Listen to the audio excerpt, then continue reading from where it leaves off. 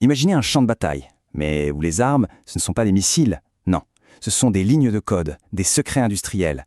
Voilà ce qu'est la nouvelle guerre économique.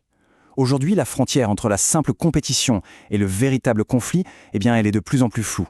Les combats se jouent aussi bien dans les salles de réunion que, disons-le, dans l'ombre des services de renseignement. Alors, voilà le programme. D'abord, on va poser les bases. C'est quoi cette nouvelle guerre économique? Ensuite, on verra comment on peut gagner, légalement. Puis, on basculera dans le côté obscur, le vol de technologie. On parlera de cas très concrets, dans la batterie et la biotech. Et à la fin, on verra comment, peut-être, survivre à tout ça. Alors, c'est parti, la nouvelle guerre économique. On est vraiment entré dans une nouvelle ère de compétition. Et dans cette ère, l'information, ce n'est plus juste un petit avantage concurrentiel. Non, c'est une arme, une vraie. Aujourd'hui, maîtriser la donnée, protéger ses secrets technologiques, ce n'est plus une option. C'est une question de survie, tout simplement. La question qu'on doit se poser, c'est celle-ci. À quel moment la saine compétition se transforme en conflit pur et dur? Et comme on va le voir, cette ligne de démarcation, elle est devenue carrément floue. C'est même ça le plus dangereux.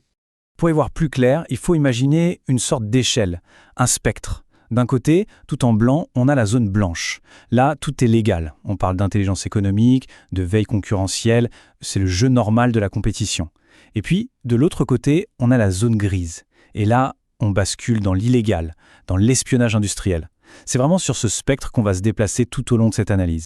Allez, on commence par le côté, disons, propre de la chose. La zone blanche. C'est là qu'on gagne avec les données et avec la loi. On va voir comment des entreprises arrivent à transformer l'information et même le droit en véritables armes de guerre. Tout ça sans jamais, en théorie, franchir la ligne rouge de l'illégalité.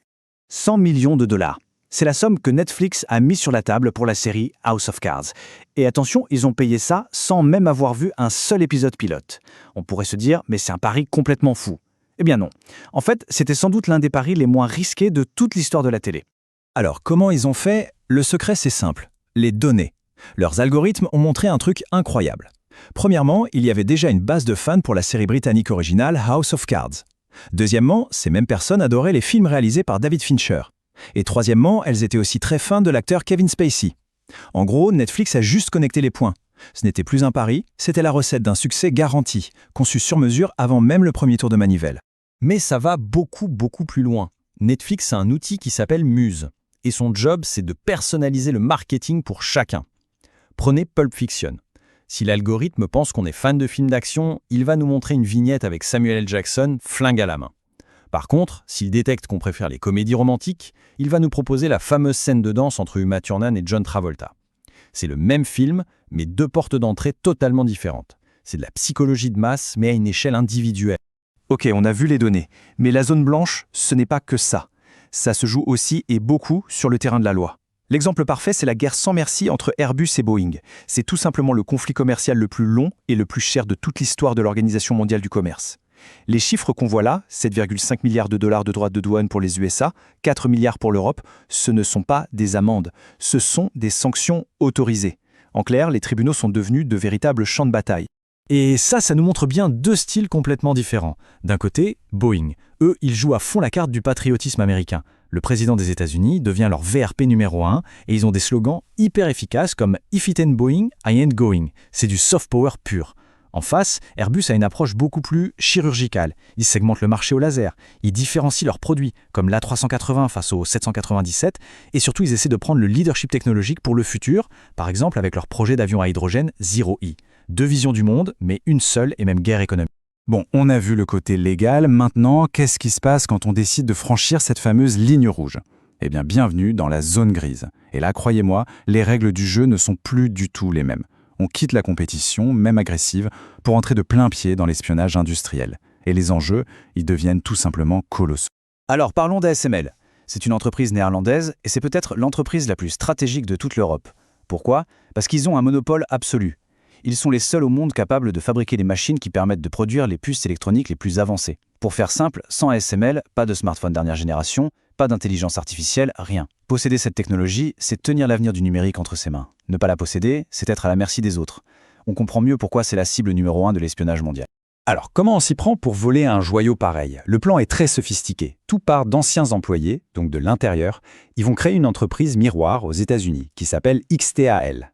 En apparence, c'est une boîte légale, mais en réalité, son unique objectif, c'est de piller le code source des logiciels d'ASML et de le transférer en Chine. Le résultat, 2 millions de lignes de code volées. Et la leçon à retenir, c'est que la menace la plus dangereuse, elle vient de l'intérieur. Cacher des secrets dans un coucher de soleil. C'est une jolie phrase, on dirait presque de la poésie, sauf que ça décrit une méthode d'espionnage industriel bien réelle et absolument redoutable. Ça nous emmène tout droit chez General Electric pour une autre affaire spectaculaire. Une méthode qui permet de sortir des données hypersensibles, vraiment sous le nez de tout le monde. Cette technique a un nom un peu barbare, la stéganographie. Mais le principe est simple. Voilà comment ça marche. Un ingénieur de chez GE prend un fichier top secret, par exemple les plans d'une nouvelle turbine. Il transforme ce fichier en code binaire, des 0 et des 1. Ensuite, il prend une photo totalement innocente, comme un coucher de soleil, et il va cacher ce code binaire à l'intérieur même des pixels de l'image. Il ne lui reste plus qu'à s'envoyer la photo par email. Pour les systèmes de sécurité, ce n'est qu'une image de vacances. Mais en réalité, c'est un cheval de Troie qui contient un trésor industriel. C'est d'une simplicité et d'une efficacité déconcertantes. L'espionnage, c'est simple. Il va là où il y a l'innovation et l'argent. Et en ce moment, il y a deux champs de bataille absolument brûlants. D'un côté, la course effrénée aux batteries pour voitures électriques, et de l'autre, la révolution des biotechnologies. C'est là que tout se joue. Un exemple très récent, ça s'est passé en Corée du Sud. Un énorme scandale a touché Samsung SDI, leur division batterie. Des plans ultra stratégiques ont fuité vers la Chine. Et on ne parle pas de n'importe quel plan, mais de ceux qui concernent des composants de sécurité vitaux, ceux qui empêchent les batteries d'exploser. Le plus fou, c'est que la fuite ne venait pas de Samsung même, mais d'un de leurs fournisseurs de confiance. Ça montre bien que la chaîne d'approvisionnement, c'est souvent le maillon faible, le talon d'Achille de toute l'industrie. L'affaire chez GlaxoSmithKline, ou GSK, est peut-être encore plus folle.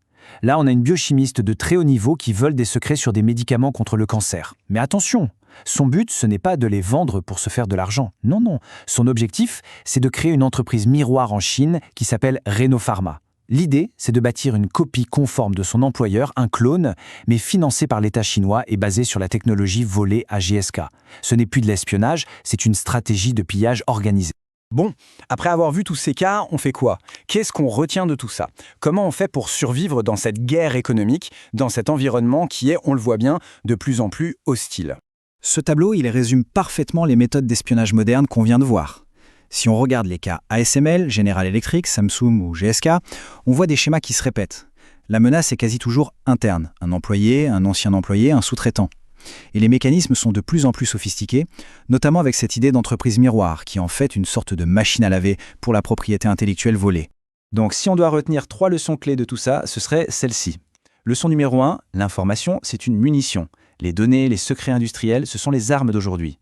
Leçon numéro 2, la menace est endogène. En clair, le danger vient le plus souvent de l'intérieur, des gens en qui on a confiance. Et enfin, leçon numéro 3, peut-être la plus importante, c'est un jeu asymétrique. Les règles ne sont pas les mêmes pour tout le monde. Une entreprise occidentale se retrouve parfois affrontée non pas un concurrent, mais un État tout entier. Et tout ça, ça nous laisse avec une dernière question, une question un peu brutale. Dans cette nouvelle ère où la compétition vire si souvent à la prédation pure et simple, est-ce qu'une entreprise qui est naïve n'est pas en fait une entreprise déjà morte?